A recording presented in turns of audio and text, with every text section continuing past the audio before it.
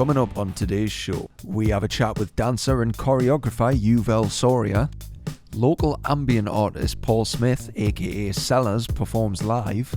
We also sit down and have a chat with actor Benjamin Michael Smith. And Cora J. Williams tells us all about delightful Tack. But coming up first on the show, our host Carolyn sits down with Bolivian-born dancer and choreographer Yuvel Soria to discuss how it all began for him.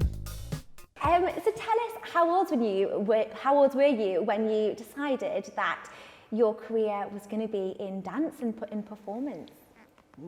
Well, I would say I was about 12, 13 years old, and I was living in Bolivia back then still, and there was this particular dance, traditional dance, that normally people would dance at the end, and one time I was asked to dance it with my grandmother, and I didn't know how to dance it, so I felt very ashamed of it, and I decided that it was time for me to learn how to dance it, because it's a traditional dance, and normally back then everybody will dance towards the end of the party, like a big hurrah, and so I went to this dance company, traditional Bolivian dance company school, signed up with the idea to learn this dance.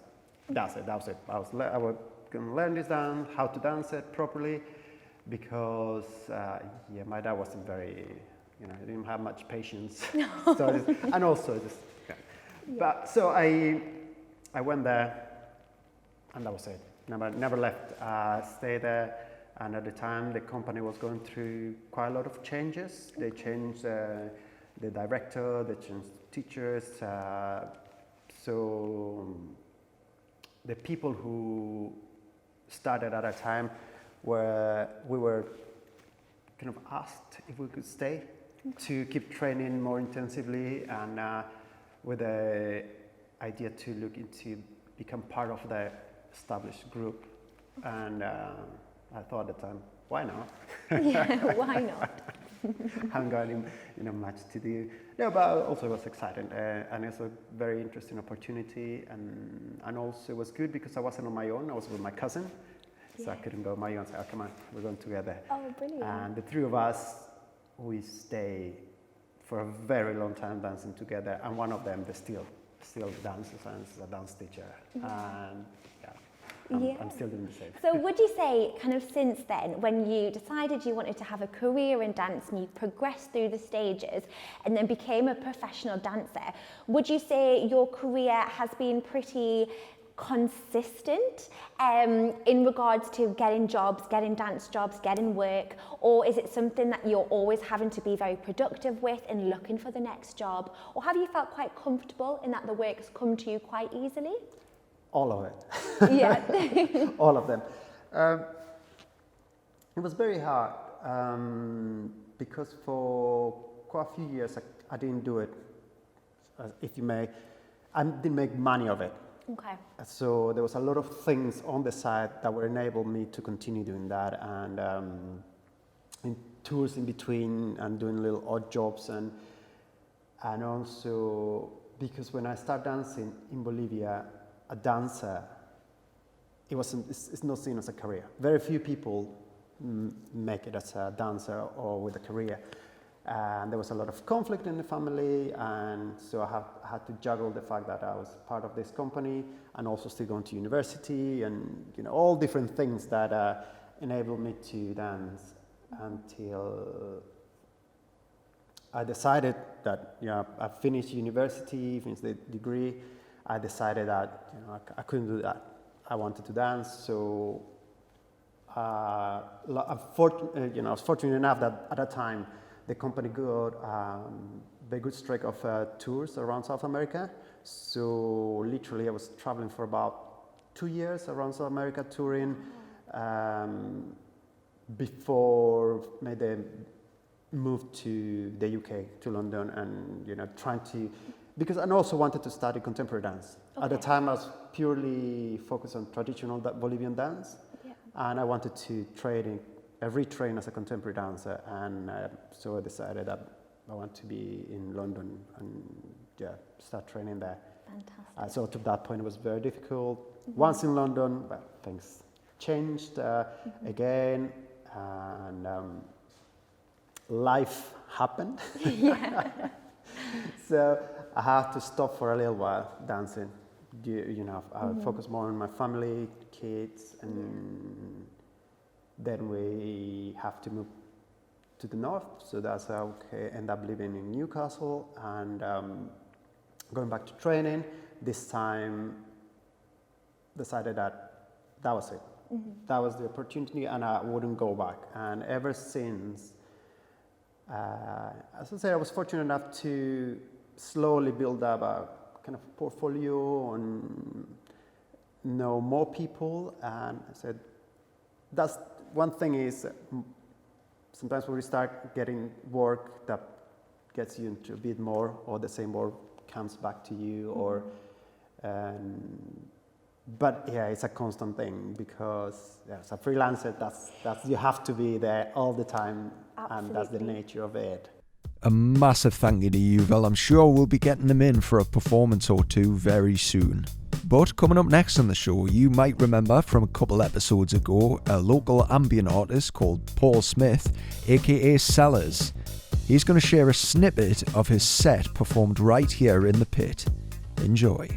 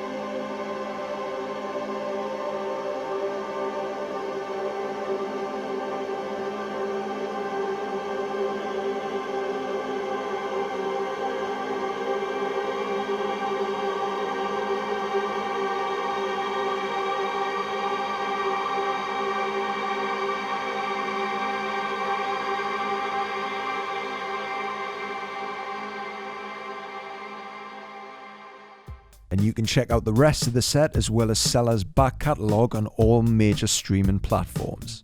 Coming up next on the show, Carolyn sits down with our second featured artist, actor, filmmaker and musician Benjamin Michael Smith.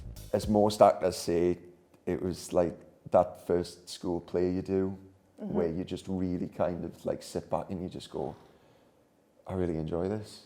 Like, I would really like to do this, but it never kind of clicked that it would be viable as a career. I always thought like, oh, that's just what you do for fun. And as I became a teenager and you get all these hormones, all these emotions and kind of existential crisis, like being a teenager, you think, right, but that's what I want to do. But I was always terrified to tell my family that I wanted to have a creative career. Yeah. So I thought if I go down this technical filmmaking route, which I always enjoyed because I loved the art of filmmaking, I've always really admired it. I thought that would be easier to swing with my parents, so I kind of moved in one direction, and it's become a case now where I just kind of just do a bit of everything. I do it because it makes us happy and I enjoy it. Like the whole career thing is just kind of like, if it happens, it happens. I just do it to kind of get a bit of fulfillment. Yeah, and because you love it. And yeah, I think exactly.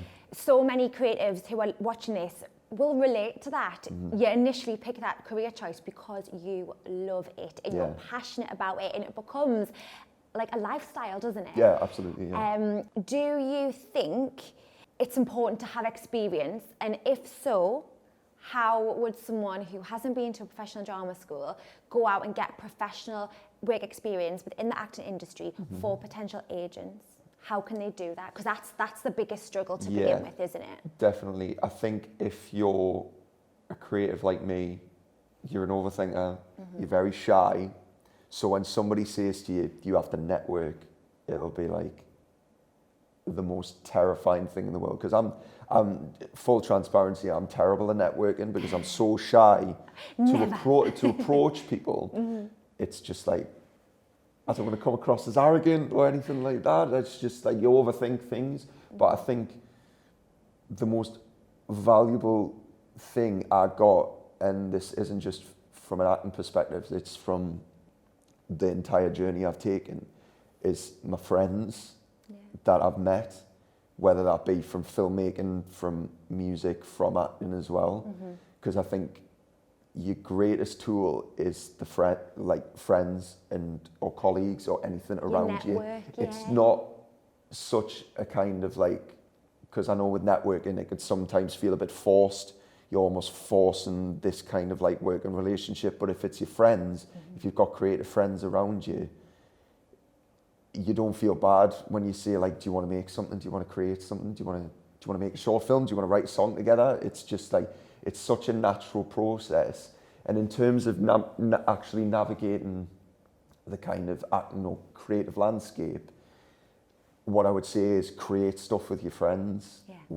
And it could be anything, but the fact that you have that, you can go to an agent, you can go to a casting director, get an online profile going, and you can go like, I've not been to a drama school, but look at the stuff I've made. And it's absolutely banging. Yeah, absolutely. I would completely agree with you.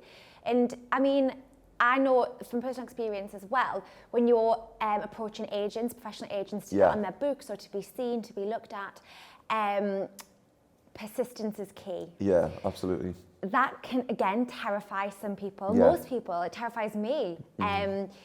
And being persistent and having the confidence to be able to approach these big shot agents, it seems really, really scary. What would you say? How could somebody do that? And how could somebody tell himself it was okay to keep being persistent? Because in a normal world, in the non-creative industry, people would say, okay, that's you being annoying, stop. But in this industry, it's essential. Yeah, absolutely. I think you've just got to kind of break down that wall. Like I said for myself, like I find it terrifying, I really do. But what's the worst they're going to say? No. That's all you've got to keep in mind. The worst they're going to say is no. They're not going to insult you, they're not going to shout at you, they're not going to do anything like that. All they're going to say, it's the same as an audition. What's the worst they're going to say? It's no. And I think you will build up a thick skin In any creative industry, you're going to build up a thick skin. You're going to be told no. That's what you've got to keep in mind. You're going to have to face rejection, but it just makes you, whatever doesn't kill you makes you stronger, as cheesy as that sounds. Yeah. You'll just be like, right, on to the next thing. Definitely. What I would say to people struggling in any age, but especially like young people, is just keep going, because you just never know. If anything, 2020's told me you never know what's around the corner, so just keep going. Is it just me, or did his voice sound familiar? Anyway, coming up next on the show, you remember some of that local fashion we've been showing you? Well, we're going to go behind the scenes of that catwalk with Delightful Tack founder Cora J. Williams.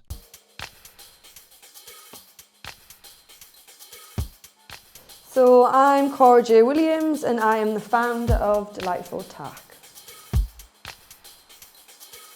Delightful Tack actually started with me buying and selling clothes online. From there it sort of stemmed into supporting other fashion brands, so brands that make clothes ethically, that are sustainable, eco-friendly, and sort of just giving them a platform online to grow their own businesses as well as mine. Today we are working on a virtual catwalk, so we have invited some of the brands that I've worked through that are all local to North East, and also invited some models along, some emerging models, to sort of collaborate, come together and sort of showcase their new collections.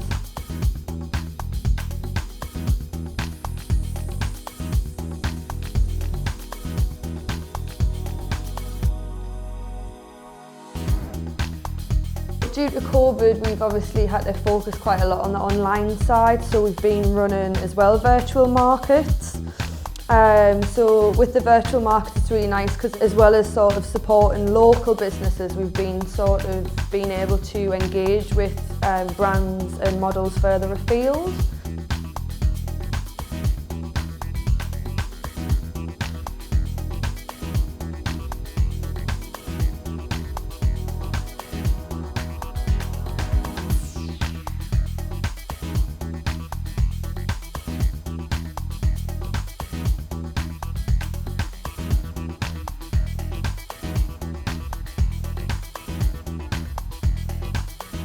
So we've got our Instagram page, which is just Delightful Tack, and also Facebook, which is just Delightful Tack as well.